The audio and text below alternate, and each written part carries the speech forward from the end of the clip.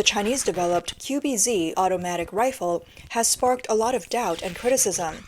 This gun was supposed to replace the QBZ-195 automatic rifle, but it didn't really offer much of a performance boost. Since there were no major breakthroughs in propellant technology, a shorter barrel was used to meet the overall length requirement of the rifle. This, however, resulted in a lower muzzle velocity, shorter range, and reduced power. In actual combat, the QBZ-191 is even less effective than the upgraded QBZ-95-1. It's only good for controlling crowds, but can't stand up to the US military. If we look at different eras of small arms, we can consider the QBZ-951 to be in the same class as the US M16A4 and Russia's AK-74M. On the other hand, the QBZ-191 belongs to the same generation as the US M4 and Russia's AK-12. In terms of design details, the QBZ-191 took a lot of inspiration from the AR series rifles. For instance, the ejection port, stock, and safety selector are similar to those of the AR series. Both guns use the gas from firing to drive internal parts and feature a return spring and buffer system housed in the stock. The QBZ-191 also has a Picatinny rail on top, likely inspired by European rifles. Except for its unique Chinese ammunition, the QBZ-191 is essentially a variant of the AR-15. It shares a similar module design between the upper and lower receivers, and early prototypes even matched the AR-15's trigger group. The QBZ-191 also uses a buffer tube and what looks like a modified Magpul magazine. The only major difference is that it uses a piston system instead of direct impingement. Because of this, like the AR series, the stock on the QBZ-191 can only be collapsed, not folded, and you can't fire the rifle with the stock collapsed. Although it doesn't have a long barrel, the overall gun length is still quite long, carrying over one of the AR series' main drawbacks. The magazine well design is also inspired by the magazine changing method in the AK rifles, like the AK-47 and AK-74. In the end, the QBZ-191 is essentially just a copy of older rifles, with some adjustments made before mass production. It's still a form of imitation. Imitation itself isn't shameful. Most countries reference the successful designs of the AR and AK series when making small arms. However, what's disappointing is that China claims the QBZ-191 is entirely self-developed and even promotes it as the next generation automatic rifle. In reality, it belongs to the same generation as the M4. Meanwhile, the US military has already phased out the M4 and started using more advanced rifles like the XM7, formerly XM5, developed by Big Sour. So, how much of a copy is the QBZ-191 really? The Chinese military still uses 5.8mm ammunition, which has lower chamber pressure compared to the SS-109 bullets used by the US military. This directly affects the QBZ-191's stopping power and range. Now, let's look at the short barrel version. Both the QBZ-191 and the MK-18 are designed for close combat. Within 50 meters, both have significant stopping power.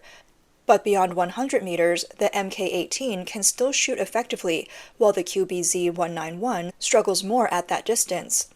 Looking at the mid-barrel version, both the QBZ-191 and the M4 are designed for combat within 150 meters.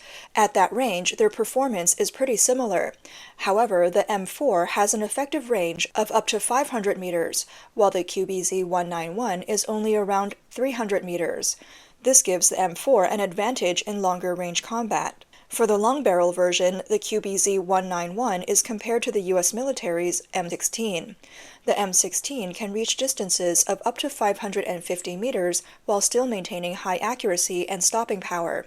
In contrast, the long barrel QBZ-191 is only effective at just over 300 meters.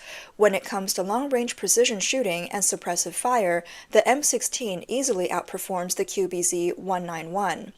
Overall, the US military's MK-18, M4, and M16 all outperform the QBZ-191.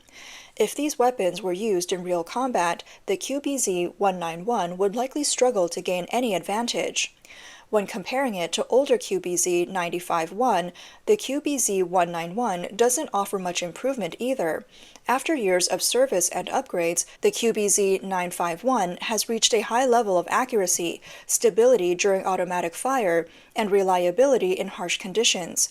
In comparison, the QBZ-191 as a newer model doesn't show clear advantages in these areas, and in some aspects might even fall short of the QBZ-951.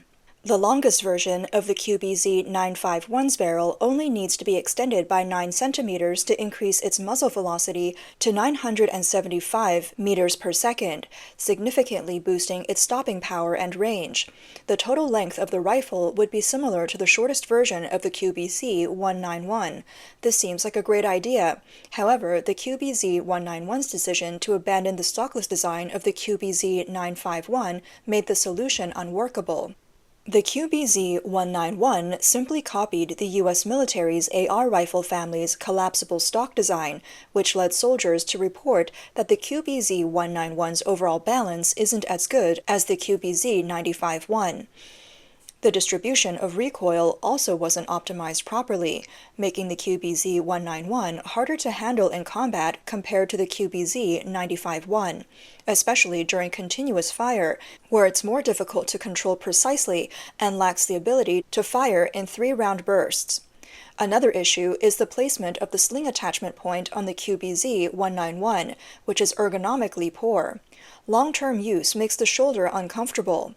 As a result, the QBZ-191, intended to replace the QBZ-951, falls short in many areas of detail and performance. Many believe that the QBZ-951 is still more practical. Ultimately, the QBZ-191 seems only suitable for suppressing civilians, not for actual combat. It's baffling how the military could mess up so badly. Even with the original rifle on hand, the remake doesn't compare to the original. Some media outlets have revealed potential issues with the QBZ-191 rifle. One of the main concerns is the quality of the plastic magazines. There are reports that these magazines aren't durable enough, easily deforming during transport, collisions, or even just under hand pressure. Once a magazine becomes deformed, it could lead to feeding failures, which would severely impact combat effectiveness. There are also signs that the QBZ-191's barrel manufacturing may have flaws. A video supposedly showing special police training demonstrated that bullets left noticeable keyholes on paper targets at a distance of only 6 meters.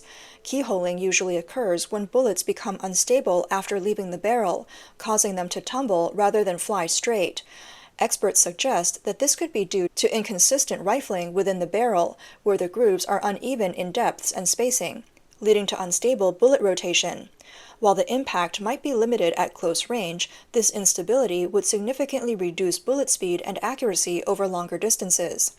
Of course, we can't completely rule out the possibility that the special police in the video were using training rounds or rubber bullets, but if these factors aren't present, the keyholing issue with the QBZ-191 deserves serious attention. It highlights potential quality control and production flaws during the rifle's mass manufacturing in China. As a new model, the QBZ-191 is tasked with providing advanced firepower to the Chinese military. However, if it frequently experiences feeding failures or accuracy problems during real combat, it would directly affect the military's combat capabilities. In the last 2 or 3 years, the Chinese military has started equipping its troops with the QBZ-191 rifle. However, with 2.5 million soldiers, supplying each one with a QBZ-191 would cost around $2 billion. While China doesn't lack military funding, the country tends to prioritize its budget for the development of cutting-edge weapons like missiles. As a result, during the large-scale rollout of the QBZ-191, Beijing may look for ways to cut costs, potentially leading to a decline in quality control. Historically, China has been relatively frugal when it comes to equipping individual soldiers. In 2014, the budget for Chinese soldiers' equipment was only 1/13 of that of the U.S. military. Even the helmets used were made from steel, far inferior to Kevlar, as a way to cut costs. Communications and navigation equipment were also lacking. If this mindset of focusing on quantity over quality hasn't changed, the widespread adoption of the QBZ-191 could be negatively impacted. Additionally, considering Xi Jinping's military strategy, which tends to emphasize heavy equipment, a complete overhaul of individual gear could still take several more years. The current troops mainly still rely on the QBZ-95 rifle, but that model also has its share of problems. The QBZ-95 rifle's iron sights have a very small aperture, making it difficult for shooters to aim precisely during twilight. At night, using the iron sights is virtually impossible. In comparison, the U.S. military's AR-15 allows shooters to easily switch between different types of sights, and adjusting them is much simpler. The Chinese-made optical sight that comes with the QBZ-95 has a very small eyepiece, which limits the amount of light that passes through. It also has a narrow field of view, making it difficult to clearly identify targets in low light conditions. Its accuracy is only around 1.5 MOA, and if greater precision is needed, a higher quality scope may be required.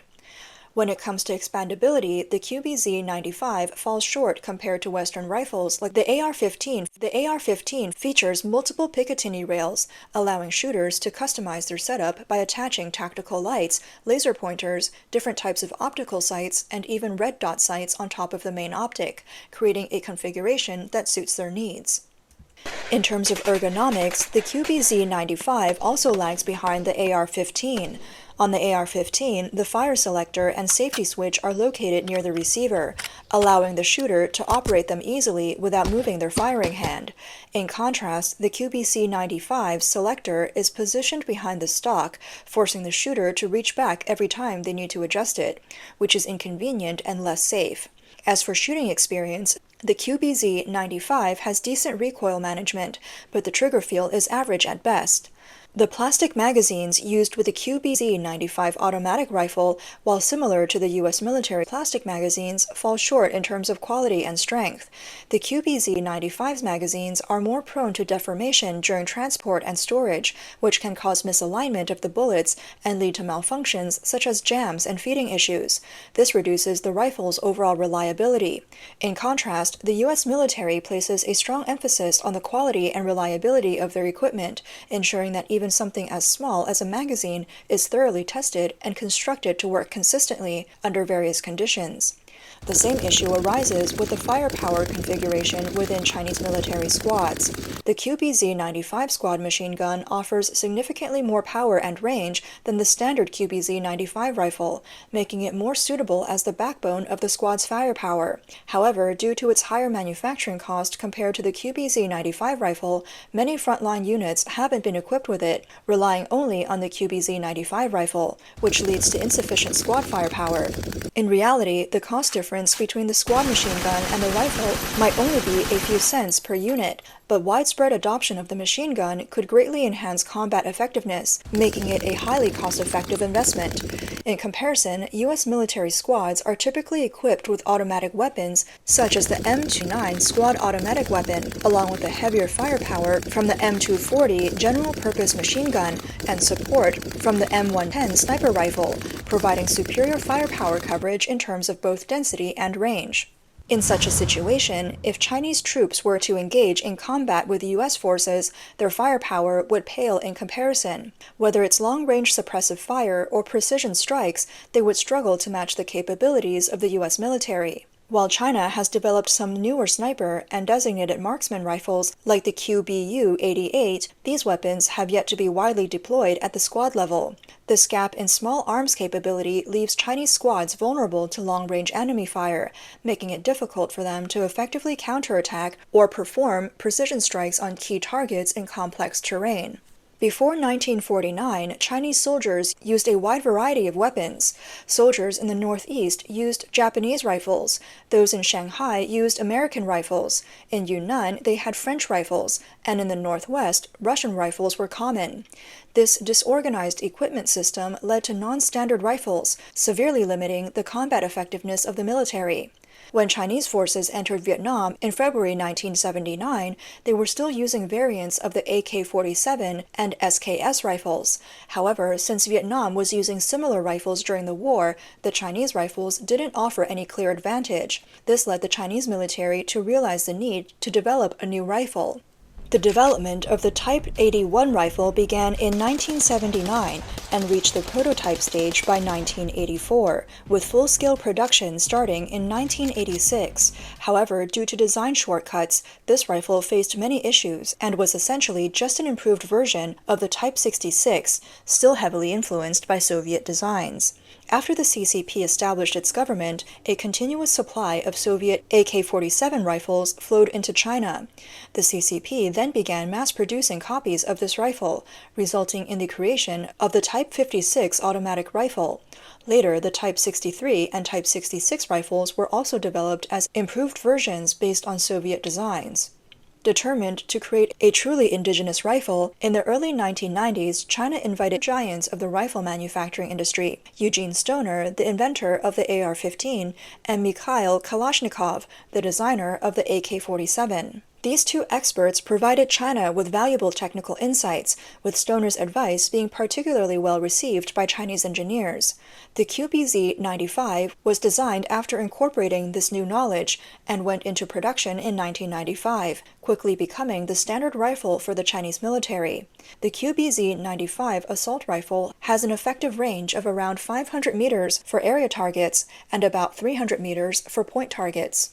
It fires China's 5.8 by 42 mm rounds, which were specifically designed for the QBZ-191. The standard magazine holds 30 rounds, and the firing rate is approximately 650 rounds per minute. However, the QBZ-191 also revealed shortcomings in China's design and manufacturing experience. During live fire exercises, soldiers reported issues like jamming when switching fire modes, poor quality night vision scopes, and general quality control problems. These issues made the QBZ-191 more prone to malfunction for some soldiers. Although individual equipment is a small part of a military's overall arsenal, it most directly reflects a nation's weapon design philosophy and industrial manufacturing capabilities. If a country can't even produce reliable bullets, how can it be trusted to build precise, long-range missile systems like aircraft carrier killers? If the design of a rifle doesn't meet high standards, how can one believe that the stealth fighter jets it develops will dominate the battlefield? Some companies that supply the equipment to the PLA prioritize cost over quality, whether it's clothing or footwear. The so-called military standards have become a tool for some individuals to seek personal gain. Unfortunately, the PLA soldiers are the ones who suffer, potentially wearing shoes that are not durable or donning substandard combat uniforms. Often, the gear seen during parades is worlds apart from what is actually used by troops in the field. The U.S. military has a long history of using body armor, while the PLA has only recently begun to equip soldiers with it in small quantities, and when it will be widely distributed remains uncertain. In terms of weapon design philosophy, many Chinese-made weapons still follow Russia's or even the former Soviet Union's design approach of being rugged and durable, often overlooking ergonomics. The focus tends to be having soldiers adapt to the weapons rather than designing the weapons with the comfort and usability of the soldier in mind. The U.S. military has a long history of developing night vision equipment. Devices like binocular night vision goggles and quad-tube night vision goggles have long been standard in the U.S. military, and hearing protection and battlefield communication systems have reached a very mature level. Recently, the PLA has started equipping troops with electronic night vision devices. In the long run, electronic night vision can detect the full spectrum of infrared laser pointers, meaning that the U.S. military's laser pointers could easily be detected by the electronic systems. However, this doesn't mean that the gap between the PLA and the U.S. military is closing quickly. The U.S. military, in collaboration with Microsoft, has introduced a smart glasses system, Microsoft's HoloLens. With this technology, they've developed a new soldier combat command system that goes far beyond traditional night vision. It includes thermal imaging and battlefield information command integration, meaning that soldiers equipped with this holographic enhancement system can track both enemy and friendly positions in real time, much like Iron Man. The level of advancement of this system cannot be compared to traditional gear. China still lags significantly behind the U.S. in terms of individual soldier equipment. Whether it's rifle performance or supporting tactical gear, the PLA is clearly behind. The gap is particularly evident in key areas like weapon accuracy, reliability, and ergonomics, where Chinese weapons still have considerable room for improvement compared to U.S.-made ones. There are several reasons for this disparity. For one, China began developing and manufacturing small arms much later than the US, meaning it lacks the expertise and technical foundation. Many of its design concepts still follow outdated Soviet models, neglecting comfort and usability. Additionally, China's procurement system overemphasizes cost control at the expense of weapon performance, leading to many units using subpar equipment. Moreover, some Chinese defense companies lack integrity, cutting corners during production and falsely labeling products as military grade, using this as an excuse to reap huge profits. In contrast, the U.S. military's individual equipment reflects a modern, user-centered approach. From weapon design to tactical gear, everything is created with the user in mind, emphasizing ergonomics and performance. The U.S. military's procurement system is strictly regulated, discarding substandard products and ensuring soldiers are equipped with the most reliable weapons. U.S. defense companies value their reputations and strive for excellence, always putting product quality first. The U.S. military also places a strong emphasis on the smart and digital capabilities of individual equipment, viewing soldiers as sensors and nodes in the battlefield. Through advanced electronics, situational awareness and decision-making are greatly enhanced, boosting combat effectiveness. The gap between Chinese and U.S. military equipment reflects deeper differences in military philosophy, industrial foundations, and other areas. This is not a divide that can be closed in a short period of time.